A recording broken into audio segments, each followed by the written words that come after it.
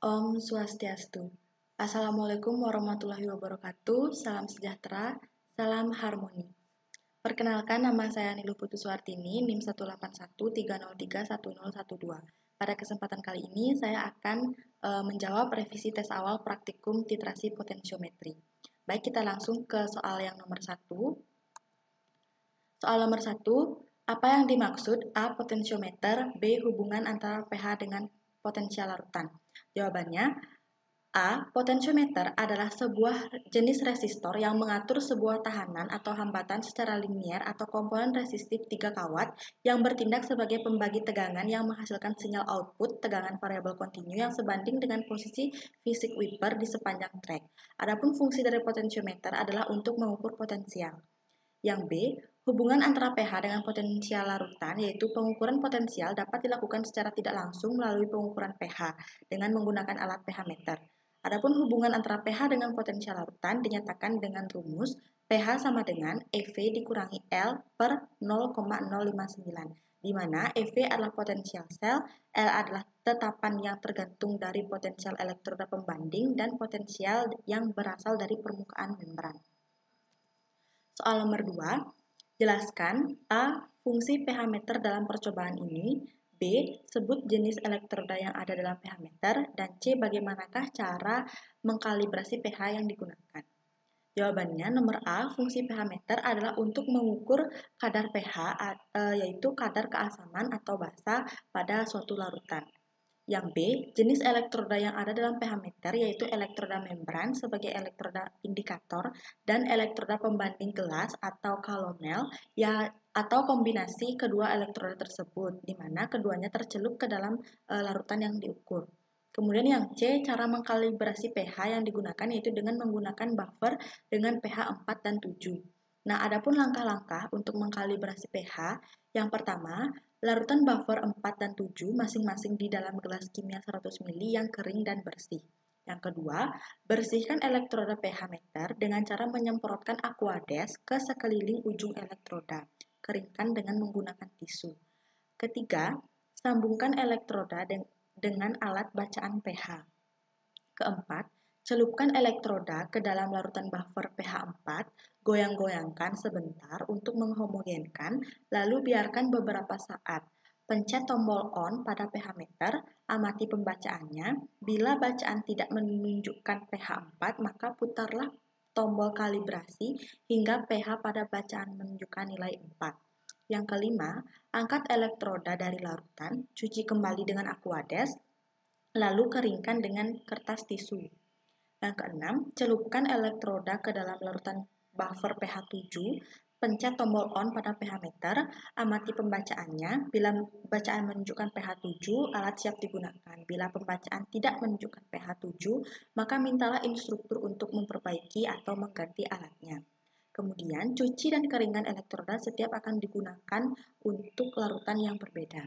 Nah, jika kita bekerja pada pH 8, maka kita harus mengukur terlebih dahulu beberapa kali pada pH 8 untuk menstabilkan pH. Nah, adapun kalibrasi pH ini digunakan untuk mengetahui apakah respon elektroda terhadap perubahan pH sudah benar dan dapat diterekam dengan benar. Soal nomor 3. Jelaskan dan gambarkan alatnya, prinsip percobaan penentuan titrasi potensiometri. Nah, jawabannya, prinsip potensiometri didasarkan pada pengukuran potensial listrik antara elektroda indikator dan elektroda yang dicelupkan pada larutan.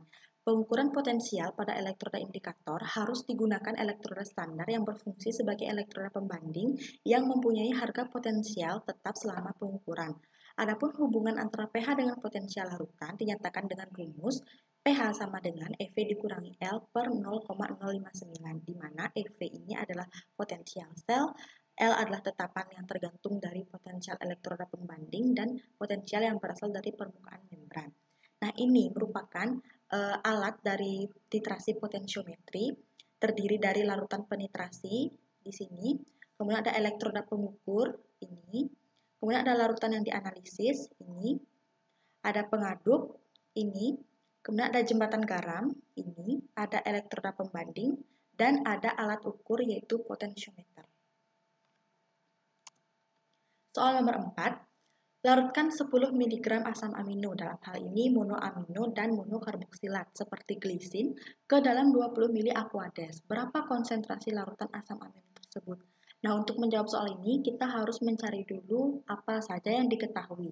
Nah, dalam soal ini diketahui massa, yaitu massa dari asam amino sebesar 10 mg atau setara dengan 0,01 gram. Kemudian diketahui volume, yaitu 20 mili atau setara dengan 0,02 liter. Kemudian diketahui massa molar dari glisin, yaitu 75 gram per mol. Yang ditanya adalah konsentrasi larutan. Nah, untuk mencari konsentrasi larutan, kita menggunakan rumus konsentrasi sama dengan mol dibagi dengan volume dalam liter.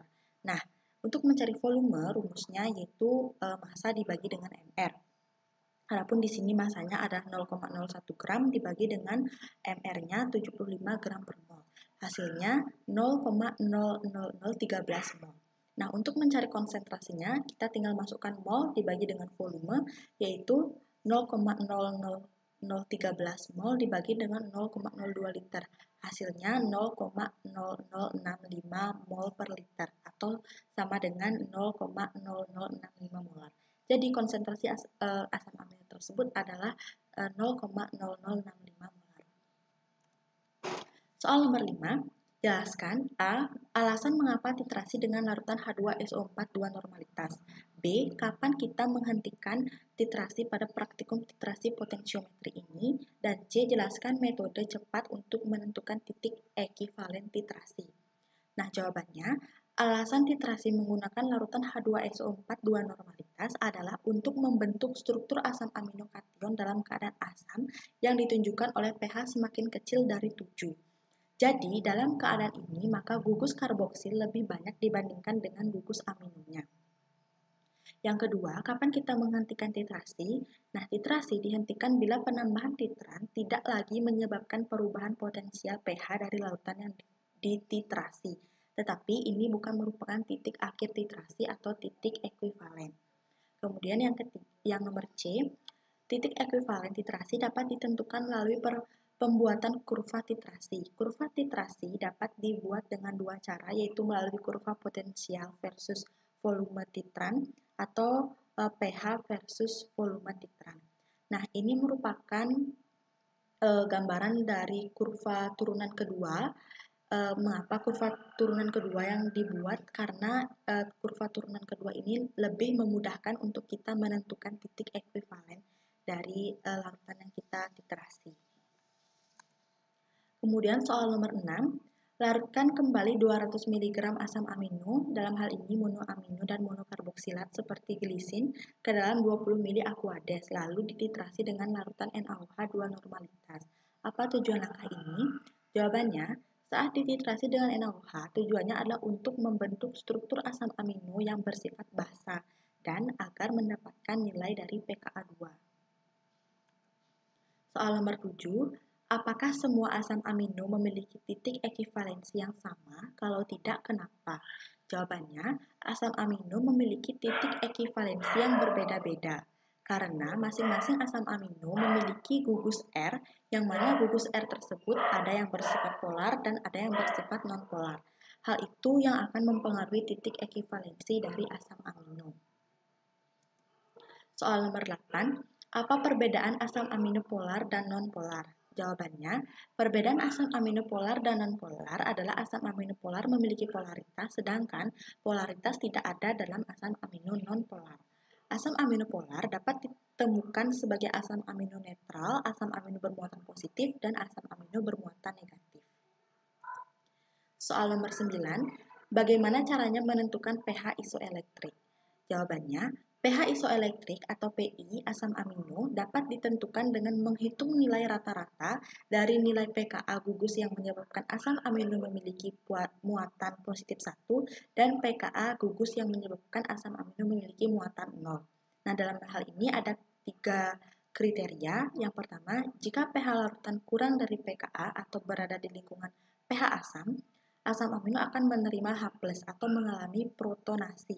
Gugus asam amino yang dapat menerima proton akan bermuatan +1. Kemudian yang kedua, pH larutan lebih dari pKa atau lingkungan pH basa. asam amino akan melepas H+ atau mengalami deprotonasi. Gugus asam amino yang dapat melepas proton akan bermuatan negatif 1. Dan yang ketiga, jika pH larutan sama dengan pKa, maka asam amino akan mengalami deprotonasi 50% dan mengalami protonasi 50%. Soal nomor 10, jelaskan muatan asam amino bila pH asam amino berada di atas titik isoelektriknya. Begitu juga sebaliknya jika berada di bawah titik isoelektriknya. Nah, jawabannya, pada pH di atas titik isoelektrik, maka asam amino mempunyai muatan yang negatif. Dan karenanya akan bergerak ke arah elektroda positif atau anoda jika ditempatkan pada suatu medan listrik. Nah, sedangkan jika pada setiap pH di bawah titik isoelektrik asam amino, maka muatan asam amino adalah positif dan akan bergerak menuju elektroda negatif atau katoda. Semakin jauh pH larutan asam amino dari titik isoelektriknya, maka semakin besar muatan listrik total populasi molekul asam amino. Dalam hal ini contohnya adalah glisin. Baik, jadi demikian yang dapat saya sampaikan mengenai revisi tes awal praktikum titrasi potensiometri. Jika ada salah kata, saya mohon maaf. Akhir kata, saya ucapkan terima kasih. Om Santi Santi Santi Om. Wassalamualaikum warahmatullahi wabarakatuh. Salam harmoni.